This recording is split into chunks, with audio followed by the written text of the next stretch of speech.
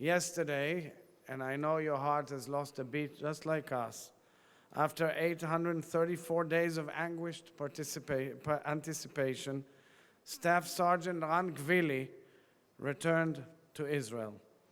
Rani, as we all call him, and his family calls him, who did not hesitate for a moment on October 7th, running directly into the line of fire to protect his country, his fellow citizens, and fellow human beings, has come home at last.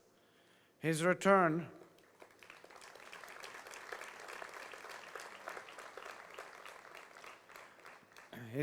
signals a significant turning point.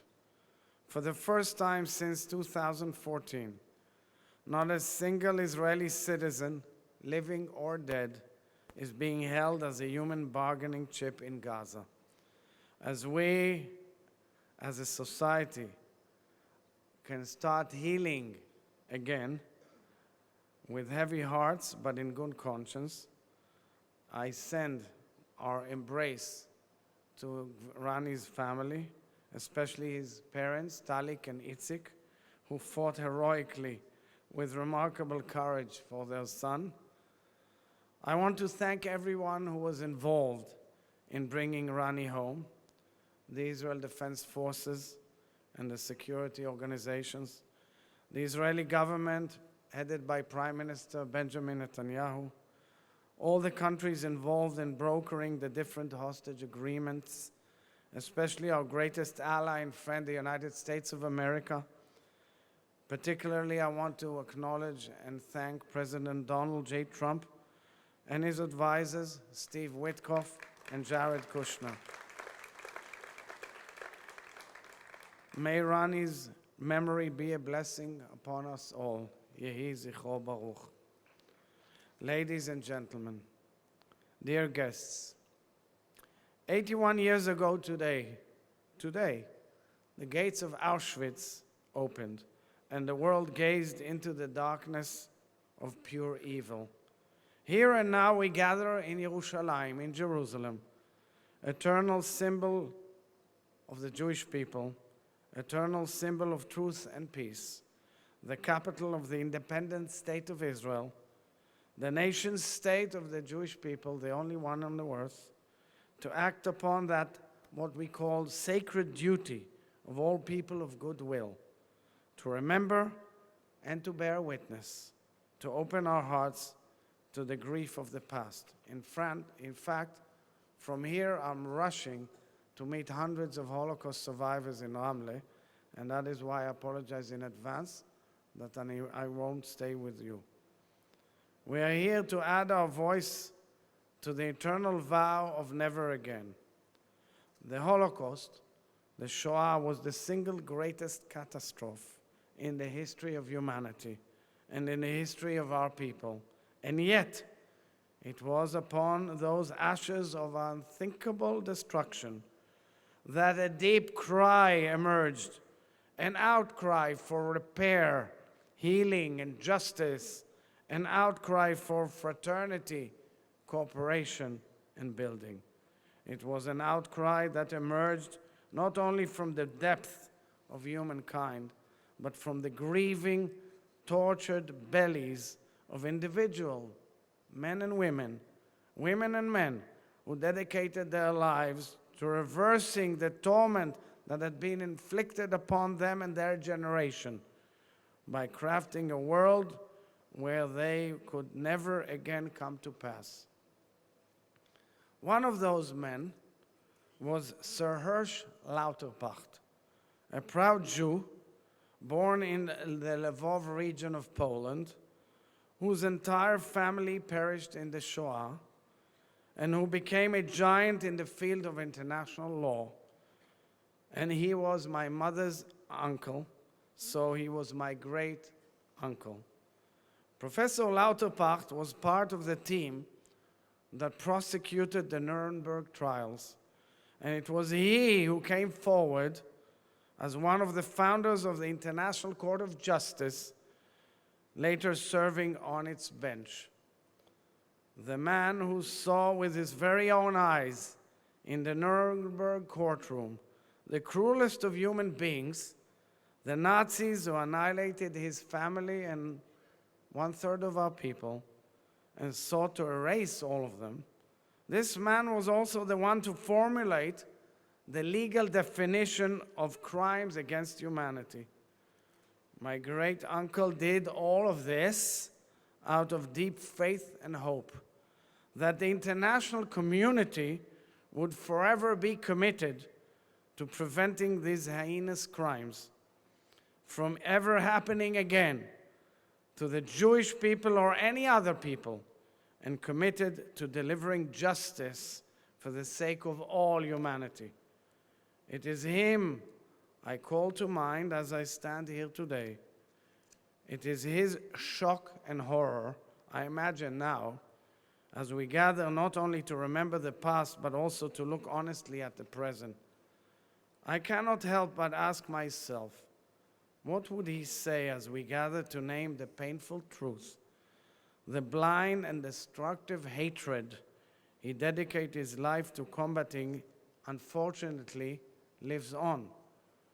Moreover, the pain is greater because the very legal institutions that he helped to create have become overtaken by politics, cynical politics, and have turned against the nation of Israel in its most challenging time. Ladies and gentlemen, gathering to remember and to bear witness is not a passive act. It does not relieve us of our duties, nor clear our responsibilities. To the contrary, it points us squarely to behold them with honesty. It demands of us all, as a humankind that has been seared with the knowledge of the perils of hatred, to cast our gaze honestly at our present. The fact is, my friends, that a mere 81 years following the sacred vow of never again, we are witnessing the unraveling of the very moral architecture that the best of our human conscience has labored so deeply to put into place.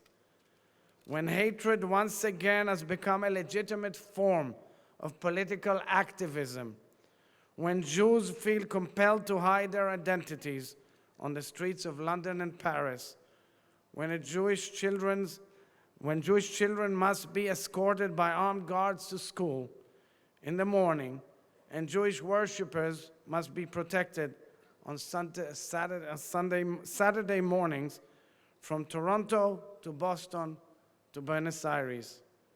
When we watch the blood of Jewish worshippers being spilled in Manchester on Yom Kippur, and when we mourn the innocent massacred at Hanukkah celebration in Sydney, when Jewish students at universities across the United States and Europe are isolated, alienated, and harassed for being Jewish, for being Zionists, for being who they are, it is clear we are failing to meet our vow. We are failing to meet our duties to humanity, and the responsibility is for humanity and for us at large. Today, we face an axis of hate that spreads from the incitement of the Ayatollahs in Tehran, Hamas in Gaza, and blood libels in the halls of the international institutions, to television screens across the globe, and mobs on the streets of Western capitals and campuses, and of course, on social networks. The same old plague has been let loose on our societies once again. The rationale may be different, but it is the same ancient poison. It has taken many forms, but it has always carried the same name: anti-Semitism. Let us call it what it is. Let us state clearly, to deny the Jewish people, and only the Jewish people, the right to self-determination in their national homeland is anti-Semitism, even if you are the mayor of the city with the most Jews outside of Israel. And how we respond to it truly matters. First, definition.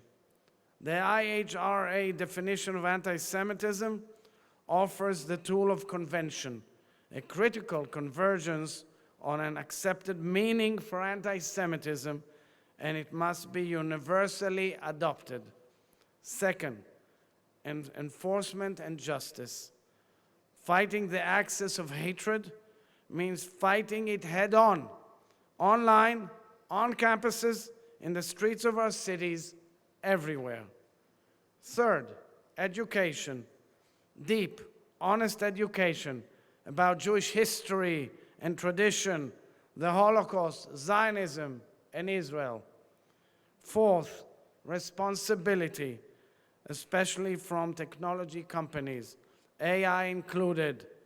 Freedom of speech must be always protected, but that does not include the freedom to incite violence, lie about the Jews, their religion, their traditions, and their nation state. Fifth, diplomatic courage and stamina in calling out all states, governments, and political leaders who promote anti-Semitism in all its political forms. That is why I commend the leaders who are here, headed by the Prime Minister of Albania. So let us state clearly here and now, if you claim to oppose anti-Semitism whilst canceling the most effective and instructive definition of anti-Semitism, your words become hollow and meaningless. So, ladies and gentlemen, it was my own late father, Chaim Herzog, Israel's sixth president, who, upon entering the gates of Bergen-Belsen as a British officer, cried out to his broken sisters and brothers, reassuring them of something they feared was not longer true. He told them in Yiddish, "In Zenen noch Yidden," there are still Jews left, because they thought all Jews have been annihilated. And there are still many Jews left, thank God. And we are all here. And Am Yisrael chai v'kayam.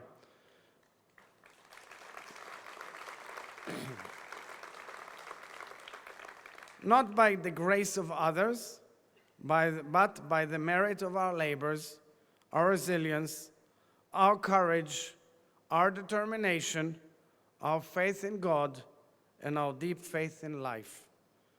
The same faith that leaves us open to the possibility that this region too can become an anchor of fraternity, prosperity, and peace for all of our neighbors and us.